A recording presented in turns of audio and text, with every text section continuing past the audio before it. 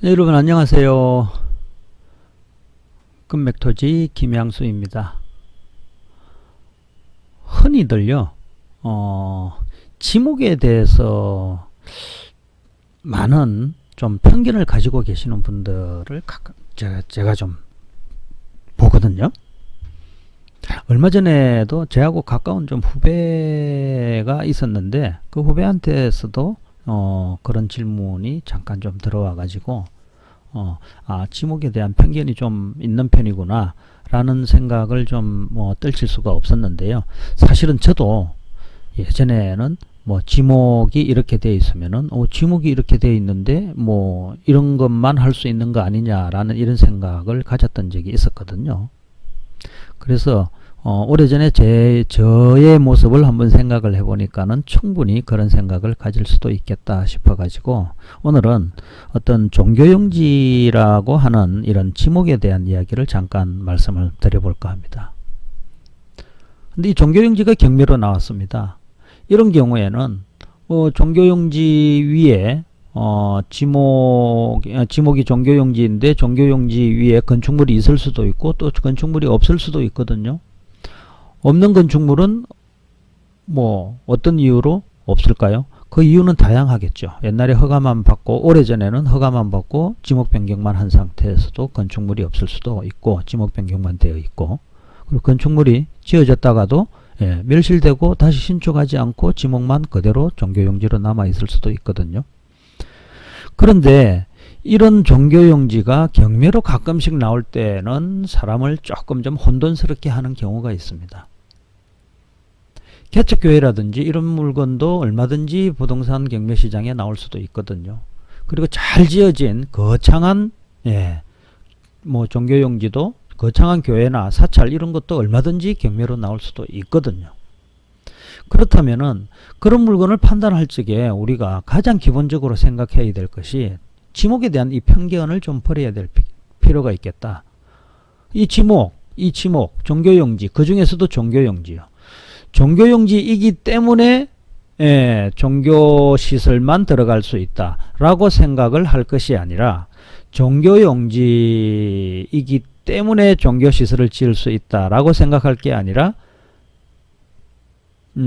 종교시설이나 종교 집회장을 지었으니까는 그 지은 건축물의 결과로 해가지고 지목이 이렇게 변경됐다라고 이해를 하시면은 가장 쉽지 않을까 이런 생각이 드네요.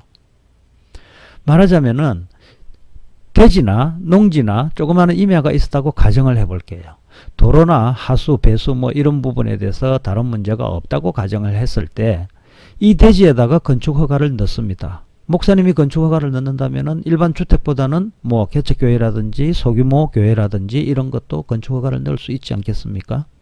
그렇다면 건축허가를 받고 건축을 짓습니다. 그리고 준공을 합니다. 건축물 대장을 만듭니다. 그렇다면은 건축물 대장이 만들어졌을 때 등기부도 만들어지겠지만은 지목은요.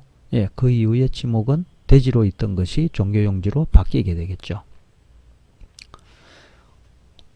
이렇게 생각을 해본다면은 그 종교용지에 그 대지 위에 지어진 그 건축물이 종교시설이었기 때문에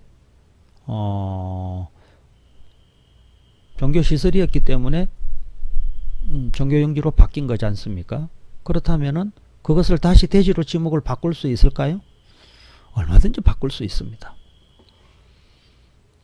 바꿀 수 있는 방법은 종교시설을 종교시설로 쓰지 않고 대지로 만약에 바꾸려고 한다면은 용도 변경을 하게 된다면은 용도 변경 요건에 맞추어서 용도 변경을 하게 된다면은 또 얼마든지 지목이 바뀔 수도 있다는 것이죠. 그 종교용지가 건생으로 바뀌지 않겠습니까? 주택이 있는 주택으로 바꿀 수도 있지 않겠습니까? 물론 용도 변경에 대한 요건은 맞아야 되겠죠. 이런 마인드로 생각을 하신다면은 종교용지가 예를 들어서 경매로 나왔다 손 치더라도 그렇게 두려워할 필요는 없지 않느냐 이런 말씀을 드리고자 하는 것이죠. 예를 들어서 이런 물건이 경매가 나왔습니다. 충주시 동양면에 있는 동양면 대전리에 있는 경매 물건인데요. 사건 번호는 2017 타경 3204네요. 이 물건이요. 감정가는 5,480만원 정도 되어 있는데 토지 면적은 약 150평. 작은 면적은 아니네요. 이 물건이 한 분이 입찰이 들어와 가지고 60%로 낙찰을 받아갔습니다. 이분은 어떤 마인드로 가져갔는지는 저는 잘 모릅니다. 저는 잘 알 수가 없는 거죠. 근데 여기에 다니는 뭐 교인일 수도 있는 것이고 아니면은 전형적인 투자하시는 분일 수도 있는 것이고 아니면은 뭐 다른 목사님일 수도 있지 않습니까? 그렇지만 그런 것은 중요한 것이 아니고 이 물건을 이분이 어떤 마인드로 투자했는지를 투자 측면에서 한번 살펴볼까요?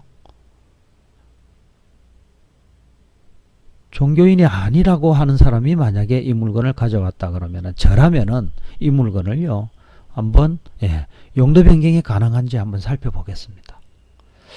그리고 이 건축물 자체가 용도 변경이 가능한지를 한번 살펴보고 물론 이제 건축물하고 같이 이제 내가 소유권을 확보한다는 전제입니다. 근데 이 물건을 가져오신 분은 60%의 가격으로 가져왔습니다만은 이 물건은 특별하게 이제 살펴보면은 건물 면적이 경매로 안 나왔죠. 건물 면적이 경매로 안 나왔습니다.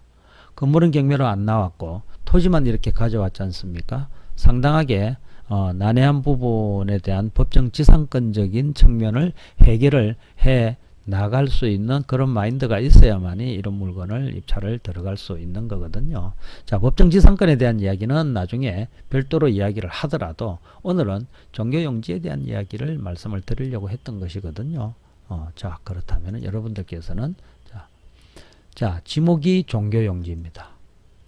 그리고 건축 면적은 이렇게 없습니다. 토지는 150평인데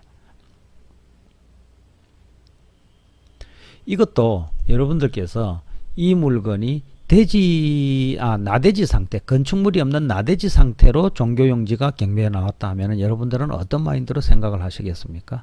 내가 종교적인 마인드를 가지고 뭐 종교시설을 지어야 되는 땅이구나 라고 생각을 할 필요가 없다는 말씀을 오늘 드리고자 하는 것이죠. 간단합니다. 종교용지라고 해가지고 종교시설만 할 수 있는 것이 아니라 종교용지라는 것은 그 건축물이 지어진 결과물에 의한 결과에 의해 가지고 지목이 변경된 것이라고 저는 말씀을 드리는 것입니다. 아시겠죠?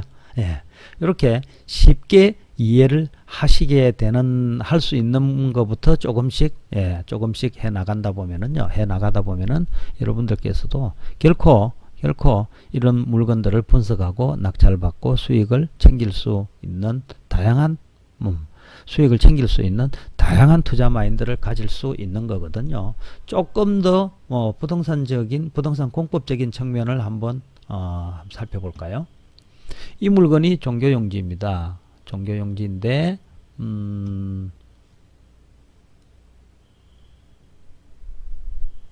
잠깐만요. 얘가 이렇게 돼 있네요.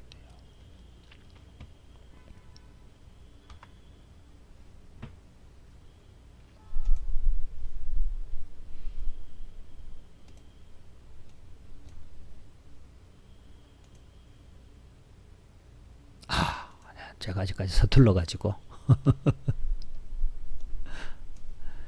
자, 그러면은 이 땅이 만약에 나대지 상태였다라고 가정을 해볼까요? 나대지 상태라고 한다면은 여러분들께서는 이 물건을 어떤 마인드로 판단할 수 있겠습니까?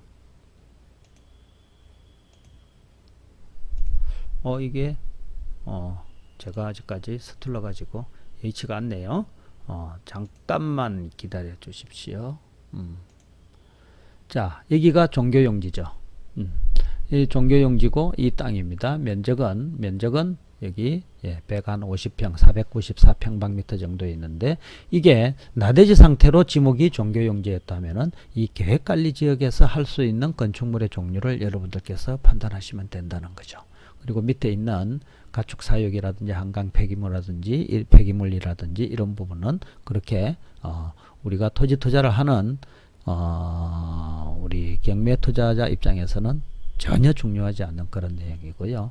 자, 계획관리지역에서 할 수 있는 건축물의 종류만 판단을 해보고 이 물건에 대한 투자 가치를 생각해 본다면은 아무런 애로가 문제사항이 없다는 것을 확인할 수 있겠죠. 자, 이런 물건을 분석하고 낙찰받을 수 있는 그런 안목을 갖추기 위해서 저랑 같이 꾸준하게 해 나가시다 보면은요, 그렇게 어려운 내용으로만 내용이라고 생각하실 필요는 없습니다. 토지 투자의 정석을 이야기하는 건맥토지 김양수였습니다. 고맙습니다.